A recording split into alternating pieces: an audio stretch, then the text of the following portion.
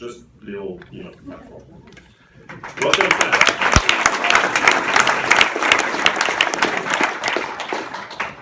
So first, it's great that you made it because you're like extremely demanded as a speaker. Good to be here. And I learned something about Phil already, so it explains a lot of things about him. So it's already worth it. Perfect. So we have 20 minutes per speaker, and we will open to questions. Mark Cantor with a C-Speed t-shirt now. That is something.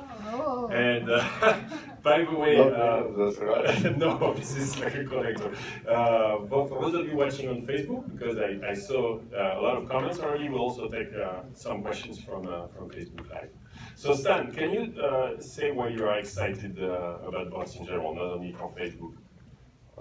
Actually, Phil summarized it pretty well. I think sort of the theses that we are all believing are outlined pretty well in what he made as an introduction. But a couple of things happened over the last few years that are making it all possible, right? So one is computational power is finally there to do amazing things with natural language processing and other things.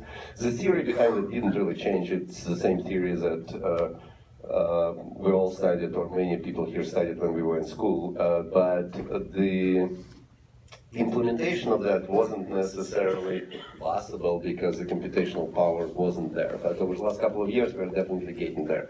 So the theory finally is starting to be able to realize, right? Because neural networks and all of that stuff was there for a very long time, but now we're starting to use it.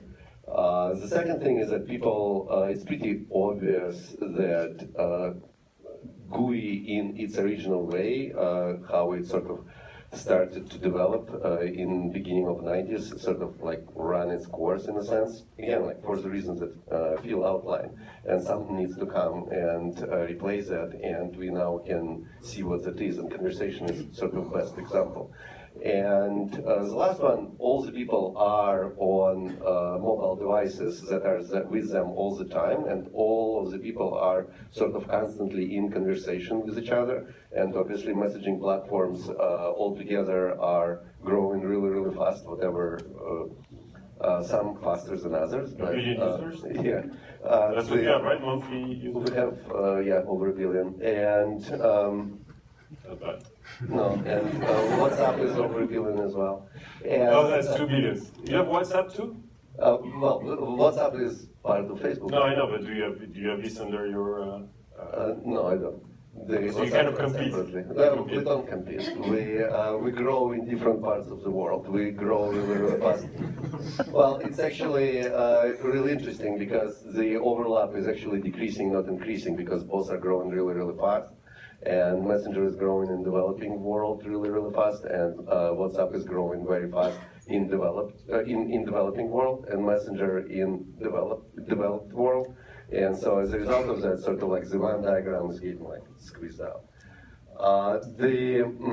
So you put all of those things together, and then you're like, oh wow, now is probably time when some interesting stuff can start happening, and that's what we're all doing. What are you the most, like an app that you're the most excited about the platform? Who has M in the room?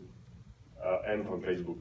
Yeah, 2, 3, 10 people. So you didn't roll out M. Everybody knows what M is, right? So you didn't roll out M to everybody yet. Well, we haven't rolled it out to everybody, but for those who are not on, stay tuned. We have a bunch of things that we're working on, and so the plan is still to roll it out in different shapes, ways, and forms. So it's going to be a bunch of new rollouts around M that's going to be happening soon. I'm not going to talk about what that is, but... Can you give it to the whole room? Just a few friends? Maybe once you're going to start making smaller events. All right. So tell me about M, and then we can like open to room very quickly, think about questions. Tell me about M. So how does it work? It's a team of humans and a team of and an AI? Yeah. Would you call it AI already, or is it just... We would call it AI, yeah. So Well, it's a human-assisted AI, and that's how we're thinking about it. And so, again, like it's supervised learning. It's sort of again in the way that has been described in the literature for many times. But the way it works is that we luckily have volume, right? And so the queries are coming in from people, and the AI suggests answers, and humans pick up the right answers. And once humans are picking up the answers that AI constantly puts as the #1 suggestions, and AI knows that that part of the query can be automated, and then the whole thing goes into the background, and it doesn't have to be run by humans ever again. And that works nice, and you like as long as you figure out the right number of queries, then you are starting to teach pretty fast, and we are accelerating the speed with which we are teaching it, so we feel good about it. I challenged it a few times, and I have to say it's super impressive for booking restaurants. You just throw like, book me this restaurant in whatever Vegas, and book. But someone calls, because I know those restaurants don't take. It depends on the restaurant, but yeah. Yeah, but that's super impressive. But I mean, you're like asking for French Laundry all the time. So. Yeah, you have your tables there apparently. Yeah, we have tables for. So, but is that the part? It's the product that will roll out to everybody. I don't think we're gonna roll out all the AMS capabilities to everybody anytime soon, but we are working on a plan to make it available to many more people very soon. And so, can you comment about the space? So you have Amazon with Echo, which I know Phil tells me I should stop calling it a bot, but still, I talk to Echo every morning, saying, tell me the news, and it's not really a bot, but it's pretty efficient. Then there's Siri, that just has these new headphones, which people are saying it's becoming finally like her movie. Then there is Microsoft, also. Who else has this is a huge kind of power game happening with everybody. Yeah, everyone is investing very heavily in it. There are a couple of beliefs that we have. Is that first, you really can teach AI very well on conversational data. So you have to have a lot of conversational data in order to be able to tune AI to the level that is very sufficient. And we think we have more conversational data than anybody else out there, so we're pretty happy about it. And another thing is that I think you and I talked about it at some point. There are generally 3 components in AI, right? So one is speech recognition. Another one is ability to understand what the question was about, and then there is a third element, which is a fulfillment, whatever your desire is. And the thing is that we're getting pretty good on speech recognition. We're getting whatever, let's say it's 90% accurate. You probably all experienced that with Alexa, for example, and other things. It's like even with the accent. I mean, Alexa. Even you and me. Yeah. Oh, it was a disaster for me. I would say Alexa, and I would try, and it would never work. And now it's 100% of the time. So it's obvious that they learn from your and my accent. I used to go through Alexa all the time, so I don't know.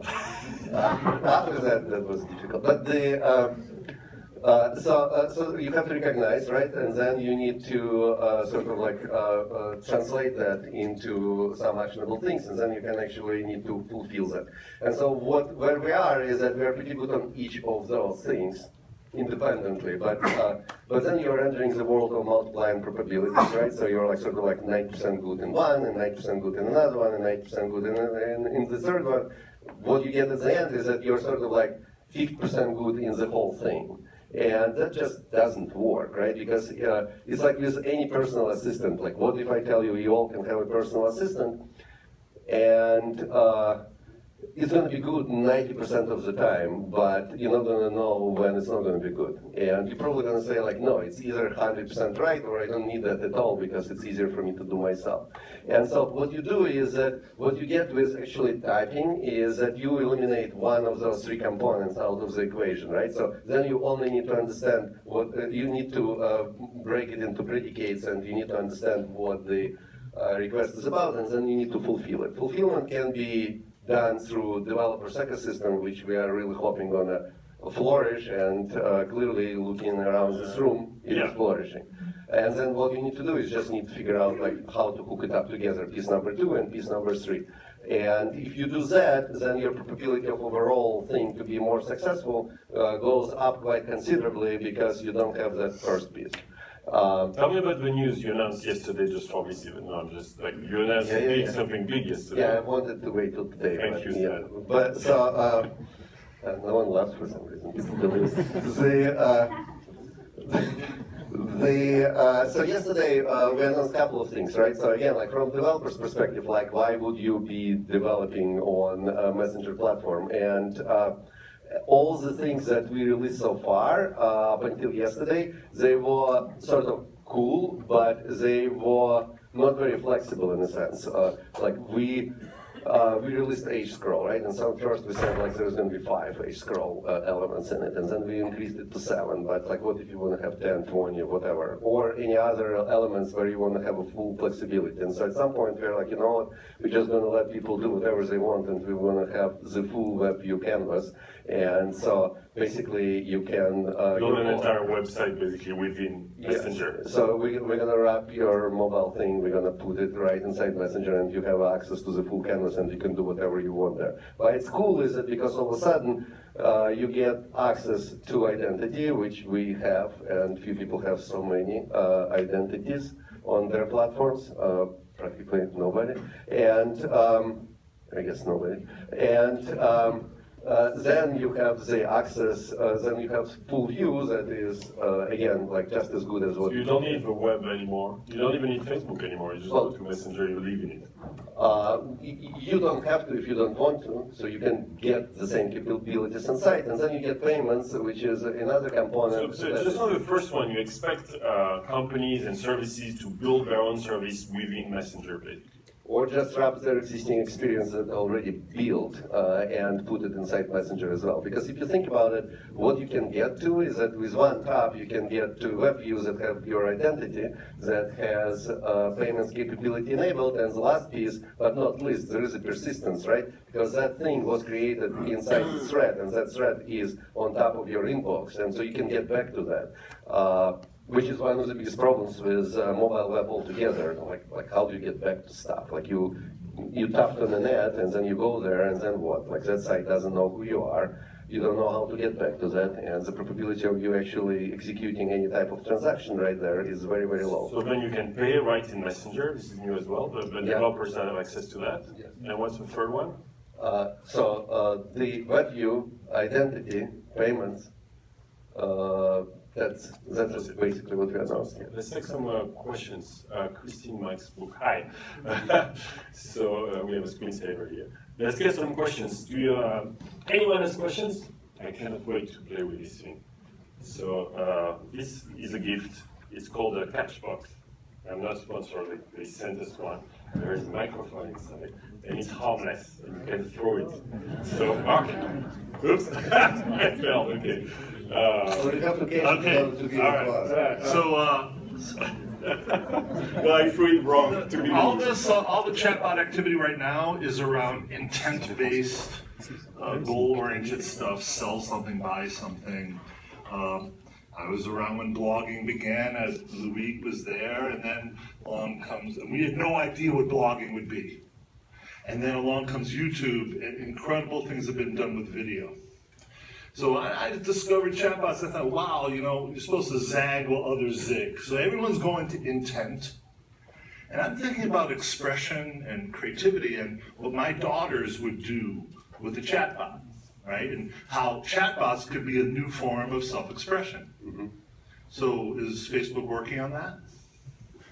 We want to enable developers to do whatever they think is right. We actually, I believe in that as well.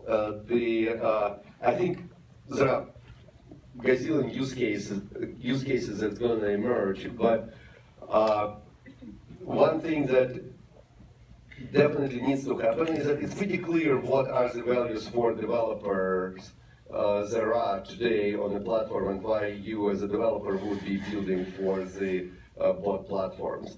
The real question is, to me, is that what are the use cases that users will not be able to get in the app that they will be able all of a sudden to get in the messaging app or through the chatbot or something like that. And until those use cases will emerge, it will be very hard to make that whole platform as massive as every platform was before that, right?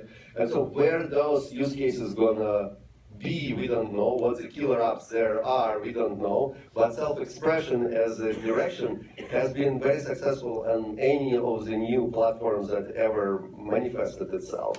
And so from that standpoint, this should be no different. And I totally believe that there's going to be like a bunch of self-expressing bots enabling self-expression that should be pretty big eventually. What exactly it's going to look like, I don't know, but we want to enable those use cases. We ourselves not going to go into that. Great, next question. Hey, so I was offered to have a conversation with the White House through your messenger. And I was just wondering, I mean, it was great until I sent an emoticon. I sent a thumbs up and then it rebooted. I was just wondering, what was the biggest challenges for you in this experience? I mean, it was Barack Obama's. It's probably the most important thing you would ever do in a chatbot. So what was the biggest challenge there? Sorry, maybe I'm putting you on the spot, but No. It's I just they wanted to.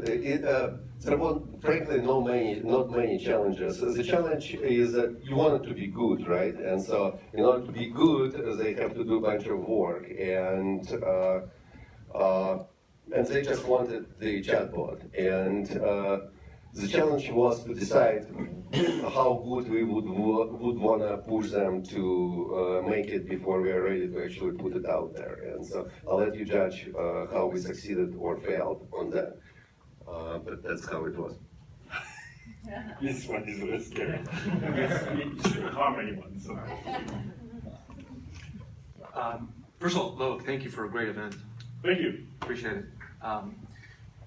Hey, Stan, I was really excited to learn that Facebook is making payments native on Messenger.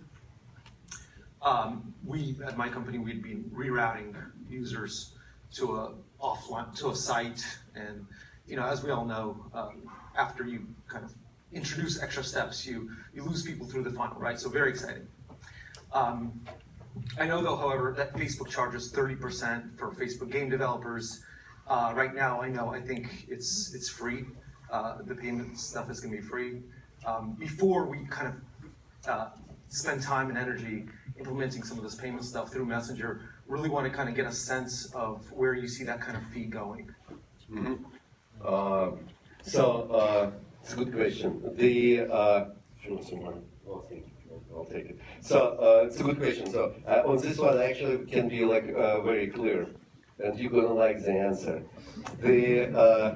We are not intending to make any money on those payments. So whatever the processing fee gonna be, it's all gonna be there. You have to pay it because you just have to pay it. But we're gonna make zero. And when it comes down to virtual goods and other stuff, you will have to figure out a way to adhere to the rules of the platform you are on. But again, we intend to make zero. And we just want to enable commerce, and we are an advertising company, and we're going to make money on advertisement, but we're not going to try to get into the payments flow and cut our dime out of there at all. Not the plan, never going to be. Thank you. Looks like there's some more people. Good. Hi, my question is, how are you going to solve discovery? If we build something for Messenger, how are we going to acquire users? Mm-hmm. So there's going to be a few answers to that question. So first of all, we're definitely going to work on discovery, and there's going to be discovery surface, and there's going to be space to which you can go and find all the best bots and other stuff. So so with that said, is that we're also going to have, obviously, Messenger is a social platform, so you're going to be able to do a lot of things that you can't get anywhere else, and some of them, like Phil alluded to, like for example, if you're having a conversation with somebody, you're going to be able to say something there and or ask a particular bot for help, and that bot will be there to help you, and that's obviously going to drive awareness and make the other side aware of things. The third thing is that if you actually have a business model, then what you're going to do, and you can already do it, is that Facebook feed gonna play a role of the discovery mechanism, because you always can put an ad in the Facebook feed and you can tap on that ad, and that ad can lead to opening up thread in Messenger, and then you have access to everything, and you have persistence, and you have payments, and you have all the things that I talked about. And there is some early data out there, because we've done some testing with some companies who jumped on it early, that suggests that conversion rates are way higher for this type of experience compared to the conversion rates that they had with their own app.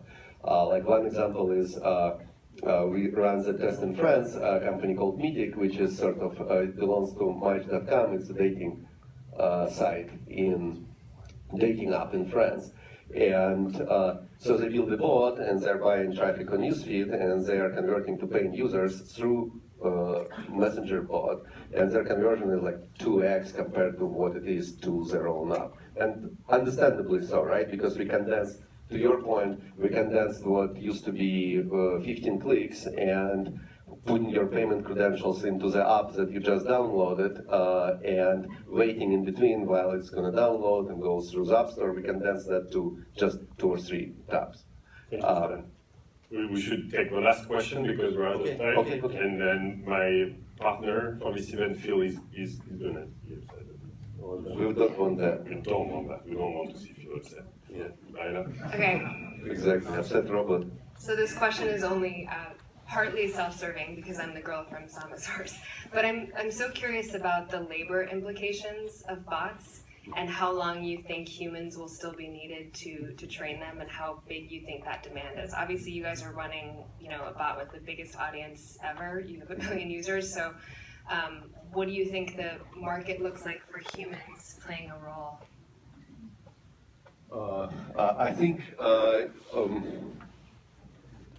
I think there are a couple of things. From the standpoint of right now, from M perspective, it created more work for people. It didn't cut it off, right? Because we were not used to train AI, and now we are doing that, and so we have a bunch of people who are actually explicitly just working on that. So if anything, we have more people employed as a result of that. How it's going to play out going forward, I don't know, but I don't think in any short time frames there's going to be any shortage of the needs for human assistance in AI training. I think we're just in the beginning, and it's going to require more work, not less. Great. All right. Yes, Stan, thank you so much.